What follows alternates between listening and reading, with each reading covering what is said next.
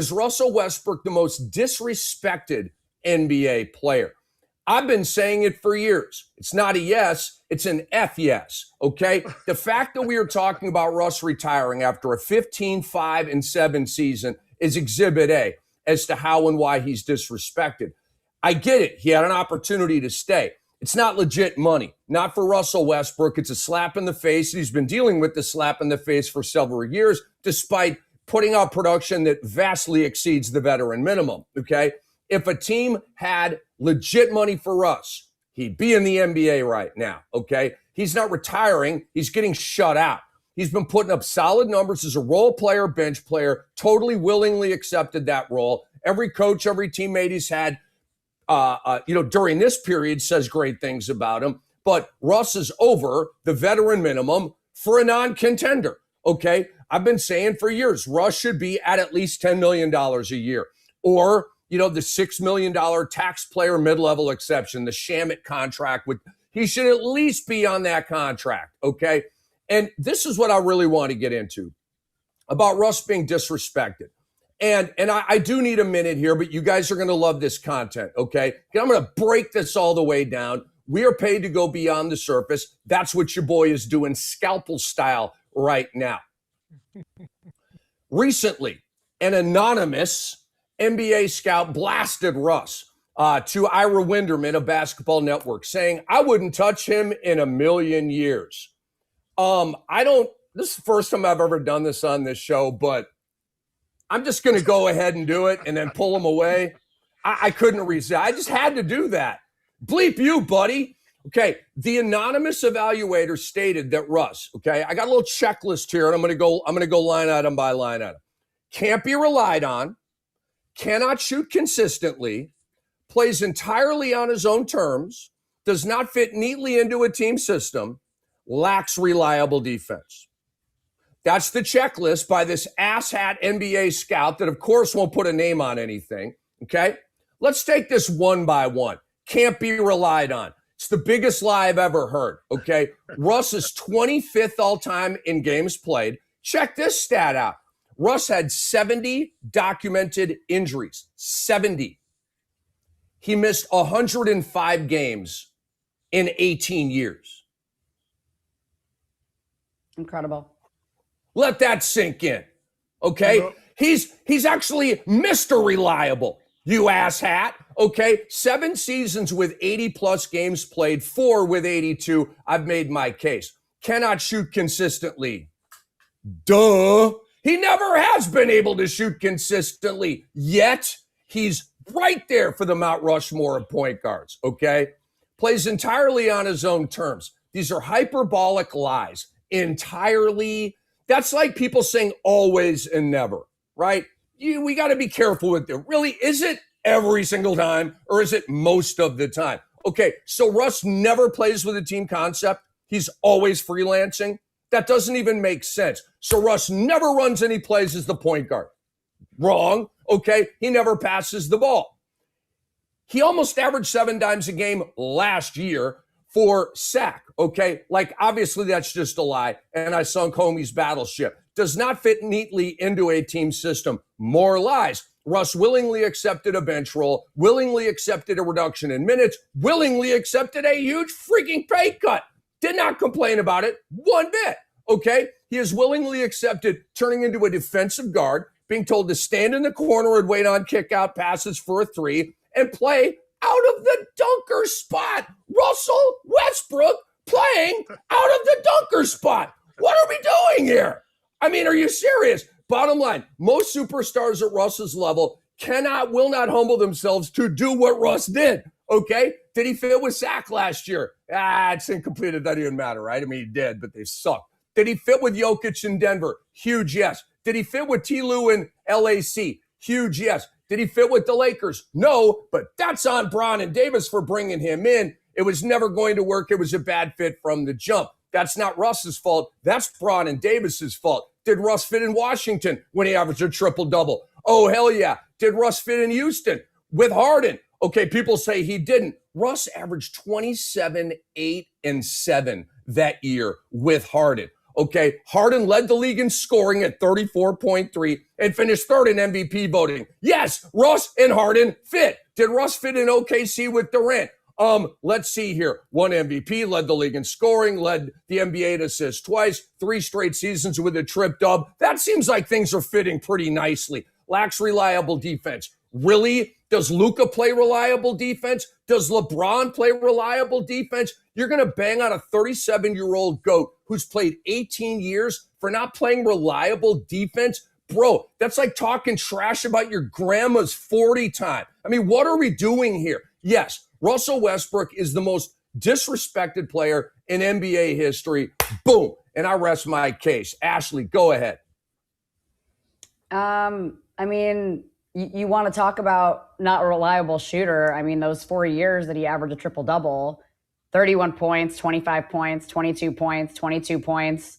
I don't really know what more you can ask for. Like, people are acting like he's averaging 8 points a game. This guy's still putting up efficient numbers. Yeah, I would question his late game decisions, of course. But as I mentioned before, no player is perfect, right? Every player has their flaws.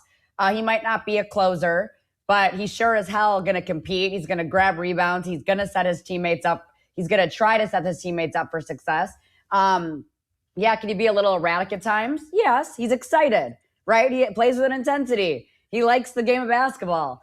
But you cannot question, leading the league in the triple doubles 4 years in a row. I mean, that to me is absurd.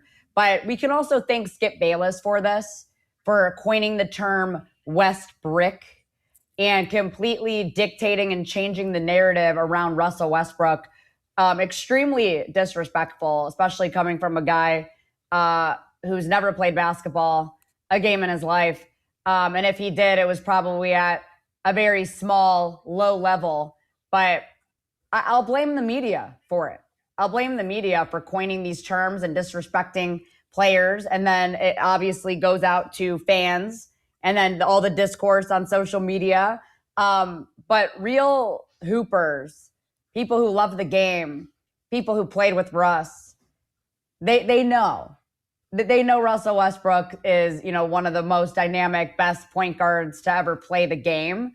And those people are irrelevant. The ones that want to say that Russell Westbrook is, Westbrook and he can't win and he can't do this, can't do that. I mean, you take a look at his record going to the playoffs. Yeah, maybe he didn't win a championship, but do you know how hard it is to win a championship? If you don't just rely on one person, it's an entire team effort. So, yeah, I think he is one of the most disrespected players. It's interesting how recency bias will play a role when you're determining the entire embodiment of a player's career. Everyone's going to look at the last 3 years and say, this is who Russell Westbrook is, and completely disregard everything Russell Westbrook's done his entire career. An MVP, a future Hall of Famer, all NBA multiple times, averaging a triple-double for 4 seasons. Like, he's put on a legendary career, and people will still find a way to disrespect him. They're probably just jealous that he never played for their team or their favorite point guard was never as good as him. But we know the real. We respect Russell Westbrook. And to all the hoop heads, I mean, that's all that matters, right? And as long as Russell Westbrook is happy with the way his career turned out, that's all that matters. I love it, Ash. We're going to bring on a man named B-Dot right now. And there he is. All right. B-Dot, obviously, you have a major history with Russell Westbrook. I don't, and you talked about meeting him, right, that one time. But B-Dot, of course, famous NBA impersonator, did a Russell Westbrook imitation that went viral and exploded for him, and Russ loved it. And so, B-Dot, what's up, man? The question, and, you can kind of generally talk about Russ retiring and that kind of thing. But what we're on right now, is he the most disrespected NBA player of all time? I think he is. Go ahead, B-Dot. Welcome to the show. How y'all doing, man? I mean, by far, he's the most disrespected NBA player of all time. He leads every almost top 5 in every statistical point guard category you can name, and he still gets hate on He still gets hate. I hate him, man. And he's my favorite player, one of my favorite players of all time, top two. He's the one that started my career. If I never would have done the Russell Westbrook impersonation, I wouldn't be known as the NBA impersonator. So like, man, I credit Russ on a lot of my career. Like, look at that. That's like, man, dog, man, and he's retiring. He's easily one of the most disrespectful players of all time. The numbers don't lie. He's a winning player. Saved that OKC organization when KD left, and it was like, I don't want to say left in shambles, but I mean, Kevin Durant, if not one of the top 10 best players of all time, end up leaving that organization, a new organization at that, and Russell was able to carry that torch and light a fire in an organization that they've never seen ever. I mean, yeah, they won a championship, but that time when Russ was there, he was averaging that triple-double, and him just being OKC. That time at OKC, I don't think will ever be matched. Like, and I like I said, they won a championship and all that, but that at that moment, at that time, that hype, the energy in Oklahoma was different. Like, and I appreciate Russ to this day, and the fact that he's getting his flowers now because he retired when he should have been getting his flowers before then. I hate that. But I'm just glad he's appreciated in general. And shout out to Russ, man. I was able to, when he won that MVP, I sat at the table. I should have brought this up to Vic too when we had Oladipo on the other day. I sat at their table when he won at the NBA Awards. I was able to sit at the table with the OKC Thunder with, Enes Kanter and all those Steven Adams and Oladipo. And that's when Russ, right when I got to Russ, he looked at me, he said, You with us, right? I said, yeah. He said, you better not, don't be on that bull, S. Don't be on that bush. Because I had did a couple paid content creations with the Warriors. So, and he had seen that. He was like, hey, ain't no Warrior shit over here. We not on that Golden State. Are you with us? You with us? I said, yeah, bro, I'm here, bro. They paid me to do that, bro. Like, I love you, bro. I love you. Like, man. So, man, shout out to Russ. And I'm glad he was able to retire on his terms because he said he had a couple teams. I think it was the Wizards and the Kings that offered him. But he was like, nah, I'm good. And it's sad to see. I'm going to miss Russ, man. Yeah, me too, man. I like literally, I saw it on the group chat, and I was like, the next hour was sadness for me. I'm serious. Like, not sobbing and like balled up in the fetal position, but like it hit. Like, it was like a thunderbolt that I didn't want. You know what I mean? And then I'm like, wow, Russ is gone.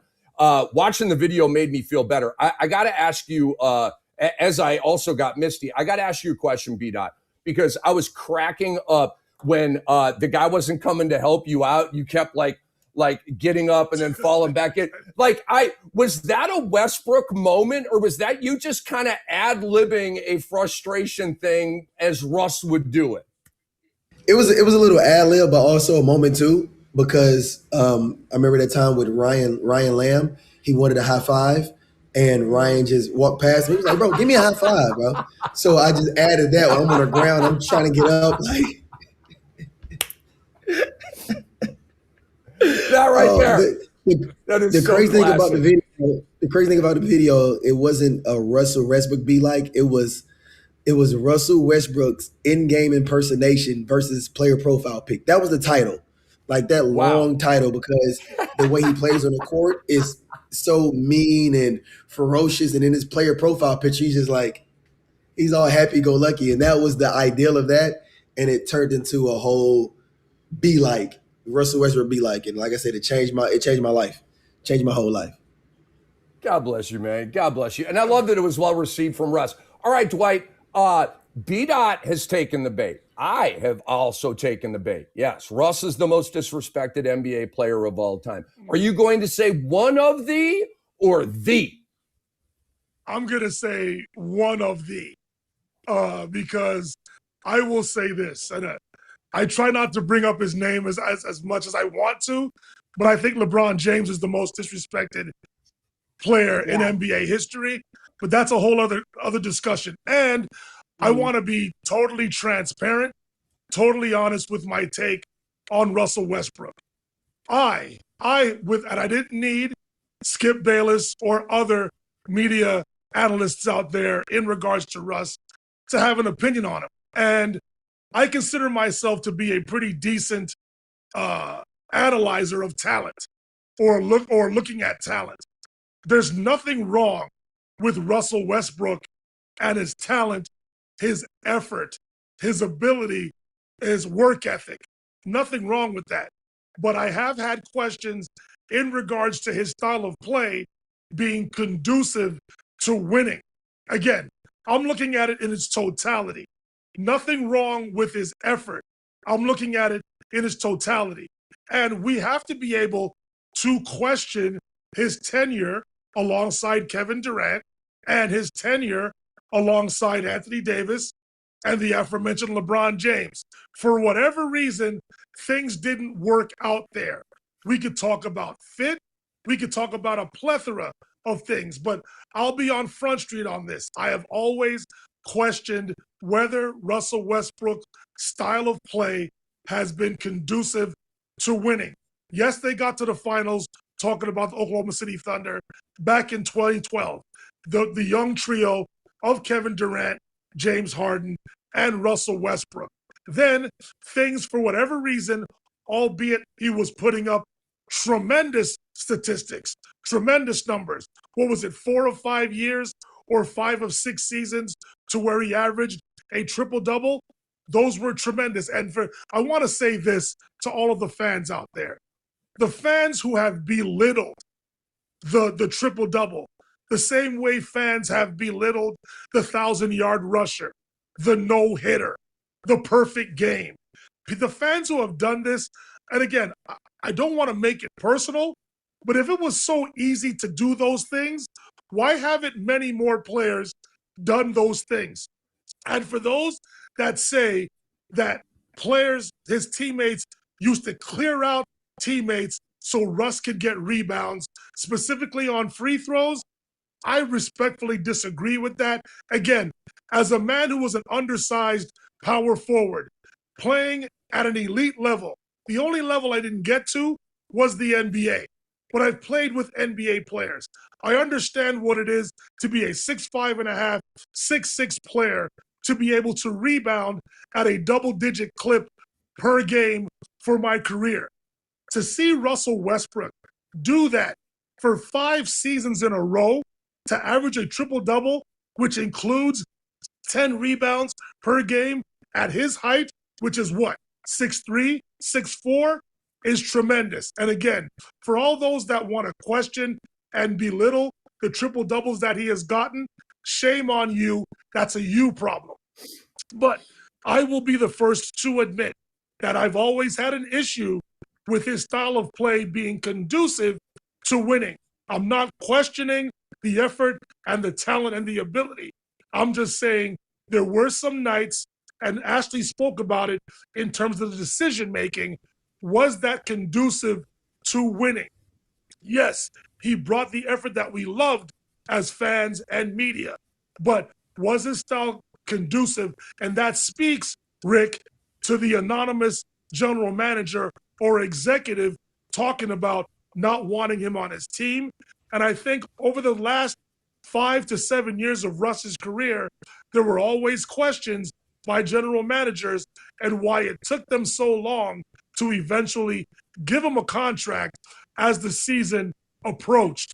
If you're a wanted commodity, you get swooped up in the first 2 or 3 days of free agency. Over the last 5 to 7 seasons, Russ wasn't one of those guys. There had to be a reason. And I feel that they had the same opinion as I did, that while we don't question the effort, they believe that his style of play, for whatever reason, wasn't conducive and didn't lead to a winning mentality or a winning roster.